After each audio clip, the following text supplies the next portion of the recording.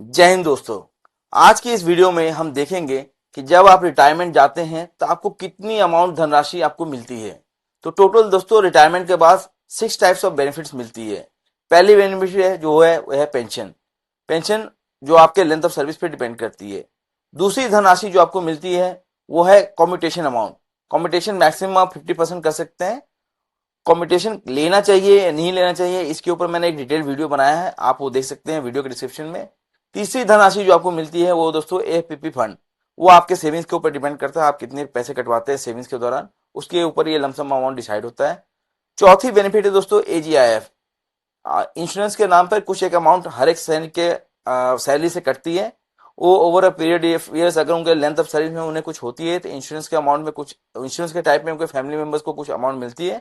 अगर सर्विस के दौरान आपको कुछ नहीं होता है तो ये जो टोटल धनराशि जो आपके अकाउंट में जमा होती है वो विथ 4% ऐड करके आपको वापस मिलती है दोस्तों। नेक्स्ट है दोस्तों लीव एनकैशमेंट। सर्विस के दौरान आप सभी जवान लोग, आपको पता होगा कि आप लोग 300 डेज की मैक्सिमम लीव एनकैशमेंट कर सकते हैं। सिक्स जो अमाउंट जो आपको मिलती है वो है दोस्तों ग्रेच्युटी। ये एक एम्प्लॉयर का एक लीगल रिक्वायरमेंट है दोस्तों कि अपने जो भी एम्प्लॉयज हैं उनको वो ग्रेच्युटी दे as per prevalent government norms. हर एक साल के लिए हाफ ऑफ मंथ्स सैलरी आपको मिलती है ग्रेच्युटी। तो ग्रेच्युटी टोटल आपकी लेंथ ऑफ सर्विस पर डिपेंड करती है।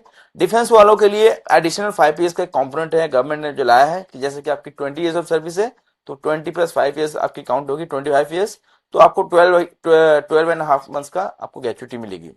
तो दोस्तों इन सभी पॉइंट्स पे आइए देखते हैं ध्यान से कैसे आपको अपना पेंशन कैलकुलेट करना है, कैसे कॉम्पिटिशन करना है, और लास्ट में हम देखेंगे कि आपको कितना लमसम अमाउंट मिलेगा।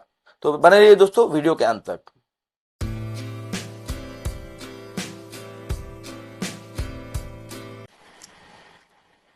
तो दोस्तों जो पहली बेनिफिट मिलती है वो है पेंशन। हमने एग्जाम्पल के तौर पे एक पेटी ऑफिसर नायडू, पेटी ऑफिसर रैंक मतलब सर्जेंट रैंक या हवलदार रैंक आर्मी में, उनका एग्जाम्पल लिया है जिनकी 40 ईयर्स ऑफ एज है और उनकी 20 ईयर्स उनकी सर्विस हो गई है और उनकी बेसिक पे है 44,000 रुपीज़ हमने लिया है। ये दोस्तों आप अपने बेसिक के हिसाब से आप लोग इसमें एडजस्ट कर लीजिएगा। नीचे कैलकुलेटर मैंने दे दिया है एक्सेल शीट का। उनकी एमएसपी जहाँ से दोस्तों सभी सैनिकों की आपको पता है 5,200 रुपीज़ है। तो टोटल पे उनकी हो जाती है एमएसपी और बेसिक पे मिलाकर दोस्तों 49,200 रुपीज़। ग्रेड पे दोस्तों नहीं ऐड होती है पेंशन कैलकुलेशन में। नेक्स्ट है दोस्तों DA. DA as of now मैंने 60% कैलकुलेट करके रखा है, 60%। तो डीए की टोटल अमाउंट जो आती है दोस्तों ये पेटी नायडू के केस में वो है 29,520 रुपीज़। तो उनकी टोटल सैलरी जो बनती है दोस्तों, जो पेंशन लेवल सैलरी बनती है वो 78,720 रुपीज़। ये टोटल पे डीए मिलाकर दोस्तों। अब इनकी जब पेंशन कैलकुलेशन होगी दोस्तों तो सर्विस पेंशन जो कि इनकी जो टोटल पे हुई थी 49,200 रुपीज़, उसकी 50% हो जाएगी आपकी इनकी service pension. That means 24,600 rupees total पे डिवाइडेड बाई 2। उसके बाद जो डीएनएस रिलीफ है दोस्तों ये 60% इस अमाउंट पे 24,600 रुपीज़ पे। तो वो जब कैलकुलेट करेंगे तो वो आएगी अमाउंट 14,760 रुपीज़। तो service pension including DNS relief इनकी कितनी बनेंगी दोस्तों, टोटल 39,360 रुपीज़। ये इनकी टोटल पेंशन है दोस्तों जब इन्होंने कोई कॉम्पिटिशन नहीं लिया है। तो ये मिलेगी इनको अमाउंट। अगर किसी ने कॉम्पिटिशन लिया तो उसके लिए फिर आगे से हम बताते हैं कि कैसे कॉम्पिटिशन अमाउंट कैलकुलेट होगा। तो अगर किसी ने पेंशन सिर्फ लेना है, कोई कॉम्पिटिशन नहीं करना है, तो इस बेसिक सैलरी में उनकी पेंशन बनेगी 39,360 रुपीज़।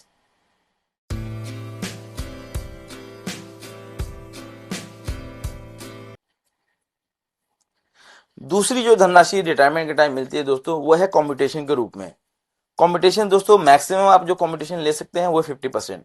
कंपटीशन लेना चाहिए या नहीं लेना चाहिए ये मैंने एक पॉइंट्स के थ्रू एक वीडियो मैंने बनाया है, डिटेल वीडियो, आप लोग प्लीज देखिए। उसमें हाईली रिकमेंड मैंने किया है कि आप लोग कंपटीशन लेनी चाहिए, मैक्सिमम लेनी चाहिए। और जिसको नहीं लेना है उनको क्यों नहीं लेना चाहिए वो मैंने पॉइंट्स के थ्रू समझाया है। आप प्लीज मेरी वीडियो डिस्क्रिप्शन में जाकर वो वीडियो जरूर देखिएगा। तो दोस्तों कॉम्पिटिशन कैलकुलेशन के लिए पहले आपको कॉम्पिटिशन फैक्टर पे जाना होगा। उसमें आप देखेंगे दो कॉलम है दोस्तों। एक है age age on next birthday. मान लीजिए आपकी जब रिटायरमेंट होती है, आपकी 39 ईयर्स ऑफ एज है, तो age age on next birthday आपकी 40 ईयर्स हो जाएगी। तो कॉम्पिटिशन वाले फैक्टर वाले जो स्टेबल पे है आपको 40 ईयर्स का जो कॉम्पिटिशन फैक्टर है वो लेना है।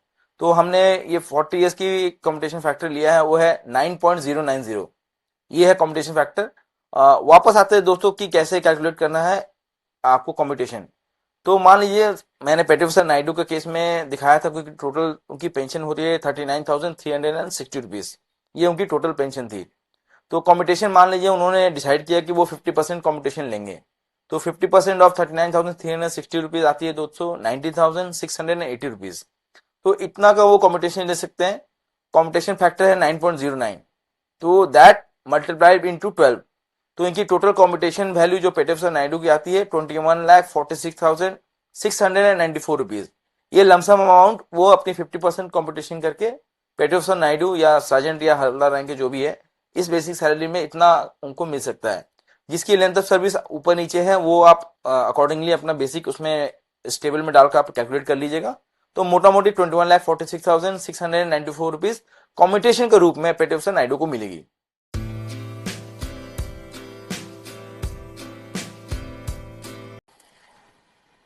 नेक्स्ट जो धनराशि दोस्तों जो मिलती है आपको रिटायरमेंट के टाइम में वो है एएफपीपी फंड।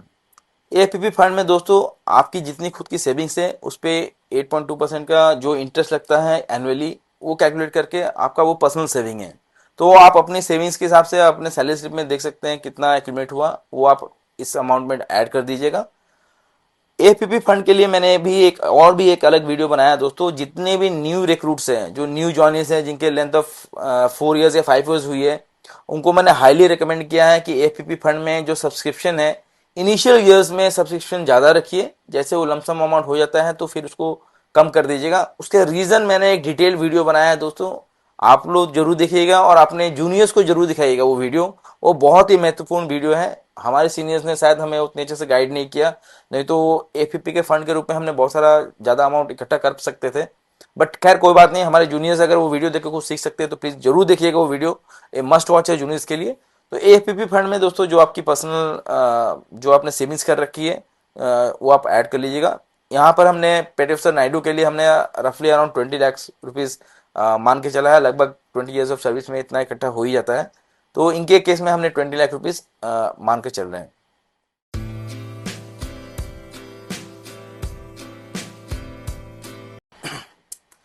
नेक्स्ट जो धनराशि जो मिलती है दोस्तों वो है एजीआईएफ।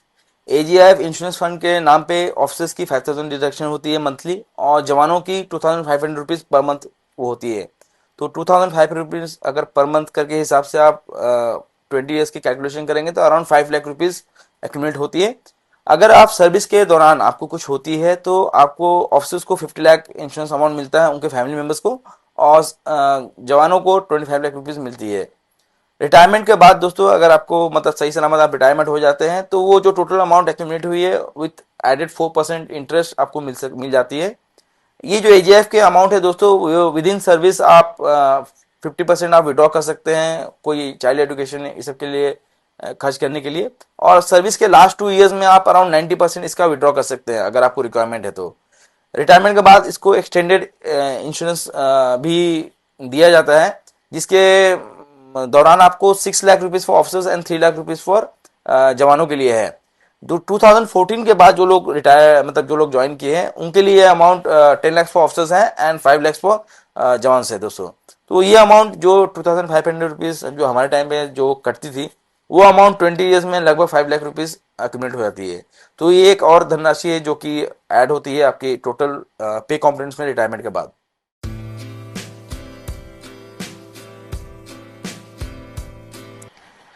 लीव एनकैशमेंट भी एक इम्पॉर्टेंट पार्ट है दोस्तों। जब आप पेंशन के बाद रिटायरमेंट के बाद जब आप फाइनल टोटल अमाउंट आपको मिलती है उसमें लीव एनकैशमेंट का एक बहुत ही इंपॉर्टेंट भूमिका रहती है।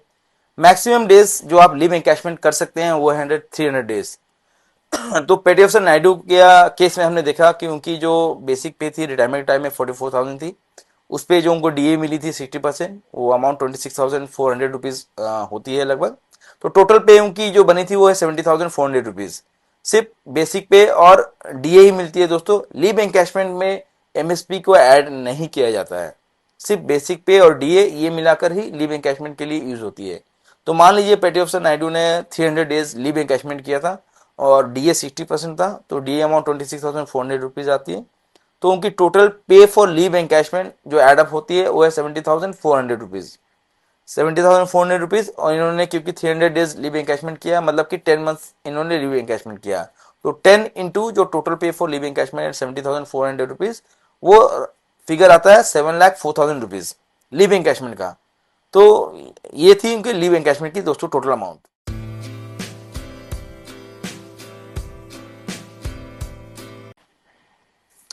आखिरी अमाउंट पे से चलते हैं दोस्तों, वो है ग्रेच्युटी।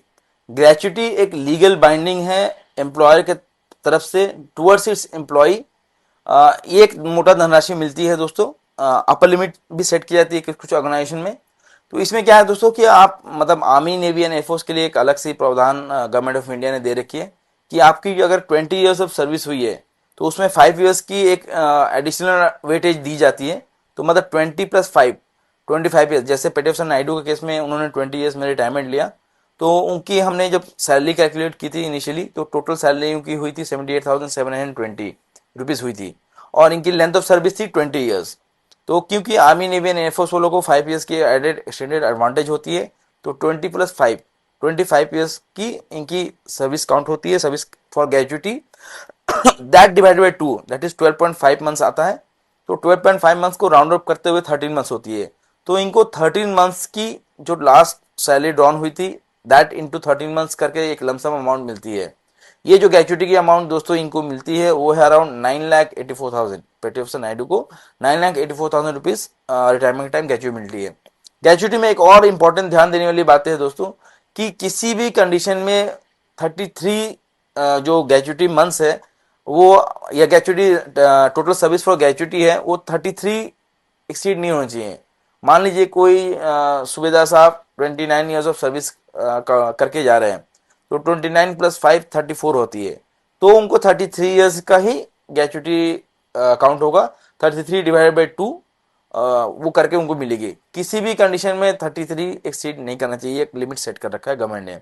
तो मोटा मोटी दोस्तों हमने देखा कि उनको पेटिशन आईडी को पेंशन कितनी मिल रही है, कॉम्पिटिशन अमाउंट कितनी मिल रही है, उनको एनजीआईएफ एजीआईएफ से कितनी पैसे मिलती है, एएफपीपी से कितने पैसे मिलती है, और ग्रेच्युटी से कितनी मिलती है। ये सभी बेनिफिट्स को अगर ऐड अप करके देखेंगे दोस्तों, तो इनको एक लमसम कितना अमाउंट मिलता है, आइए देखते हैं हम।